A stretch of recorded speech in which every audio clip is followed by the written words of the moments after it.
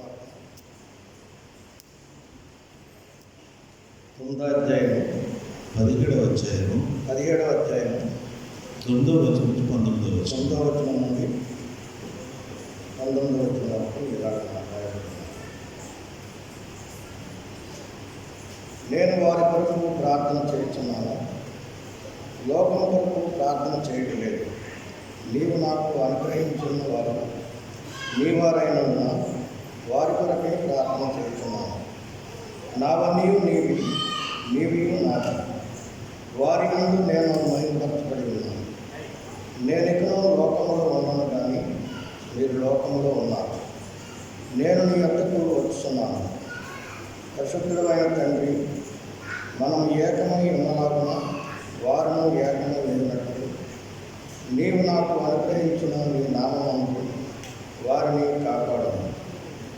నేను వారి వద్ద ఉండగా నీవు నాకు అనుగ్రహించిన వారిని నీ నామమందు కాపాడుతున్నాను.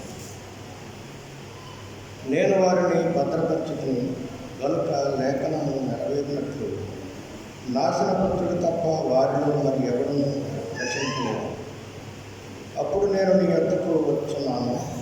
నా సంతోషము వారి ముందు పరిపూర్ణమగినట్లు లోకమందు ఈ మాట చెప్తున్నాను. వారికి నీ వాక్యం ఇచ్చి ఉన్నాను. నేను లోక సంబంధిని కానట్టు వారును లోక సంబంధి కాదు కనుక లోకము వారిని ద్వేషించదు.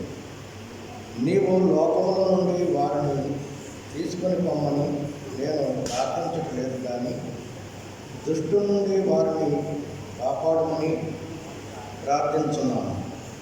నేను లోక సంబంధిని కానట్టు వారును లోక సంబంధులు కాదు. సత్యమందు వారిని ప్రతిష్ఠ చేయము.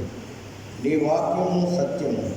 నీవు నన్ను లోకమునకు పంపిన ప్రకారం నేను వారిని లోకమునకు పంపుతాను. వారును సత్యమందు ప్రతిష్ఠ చేయబడినట్లు వారి కొరకై నన్ను ప్రతిష్ఠ చేసుకుంటున్నాను. వాక్యం